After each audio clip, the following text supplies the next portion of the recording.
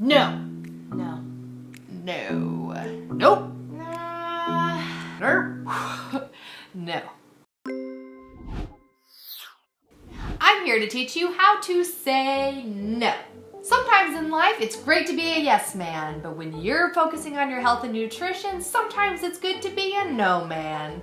It's hard though. I grew up in the Midwest. You know that Midwestern hospitality. If someone brings you a plate of food, you eat it, and you eat all of it. Even when I was allergic to things, sometimes I felt so bad for these people welcoming me into their home, bringing me these beautiful, delicious home-cooked meals, and I would eat it to not make them feel bad, and I would get so sick. Eventually, I had to learn to say no. A lot of people struggle with being able to say no, not just because of willpower, but because of the pressure of other people. I know a lot of my friends are people pleasers and they have a hard time saying no to people who are hosting them, to friends, to family, to events, but it eventually catches up.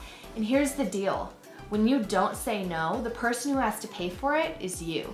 When you're trying to be healthy and you're working out and you're trying to eat right, one of the best things to do is to stop eating out. But once you make the decision to stop eating out, you realize how many times people ask you to go eat out. Now that I live in a city, this is such a big part of my life. People ask you to go out all the time, and sometimes you just have to say no.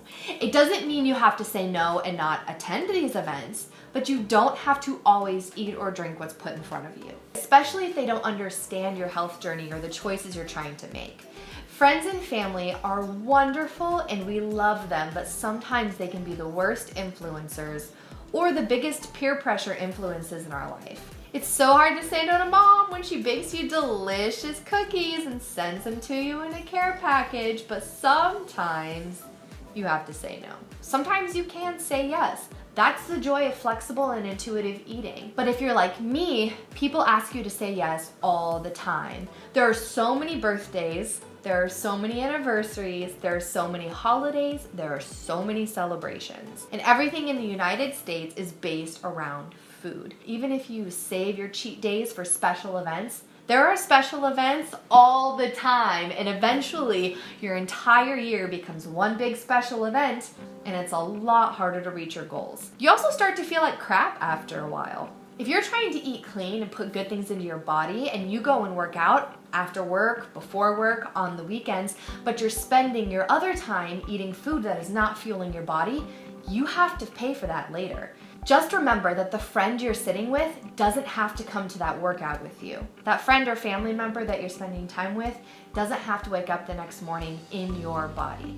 The way that the food is going to affect you and the way that it makes you feel is something you have to deal with. So it's your choice. Our culture has been learning so much about how our bodies are our own, and we get to make our own choices and have our own consent for our bodies, and that's wonderful. But something a lot of people don't think about is you're letting other people control what food goes into your body, and then you have to deal with the consequences later. Just remember, it is your body, and you get to choose what you put in it. I honestly don't think the people around us are out to get us, but they don't realize how food is going to affect your individual body. That's a choice that you have to make for yourself. So just remember, when you're saying no, you're not saying no to the person or the activity or the quality time, which really is the central idea for all of these activities. It's quality time with another person. All you're doing is saying no to something that you know isn't good for you. People tend to have more allowances for food allergies, and they're a lot more accepting of people who can't have something because they get raging ill afterwards. But they're a lot less accepting if you say no because it makes you feel sluggish or tired or will make you want to barf during your workout.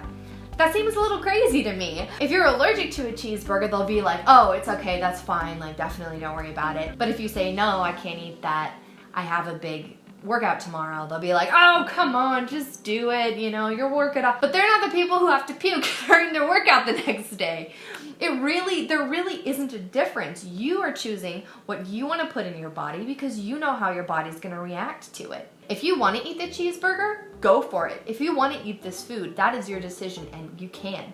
But if you are trying to make healthy choices and you truly don't want to consume something, you realize it's way too many calories or you know it's going to make you feel bad later, You don't have to eat it. You can say no. If people with food allergies can say no and get through a meal or a special event, you can also say no to maintain your healthy choices. A few pro tips that make it easier to say no in the moment is preparing for things beforehand. If someone invites you out for drinks or for dinner and you feel like that's going to be a hard environment for you, suggest going somewhere that has juice or coffee, or find a place that at least has healthy options. Another idea is to prepare your body beforehand as well. Drink a lot of water and maybe eat a meal before you go. So if you show up and you feel like you need to do something, you can get a coffee or an appetizer or a side salad or a big glass of water to sip on while you sit there. So you can do something, you can participate, you can still be there with the person, but you don't have to consume your entire meal there and you don't have to feel the pressure. Sometimes we don't say no because we don't really want to say no, and it's a good excuse to go back to our old habits and eat whatever we want.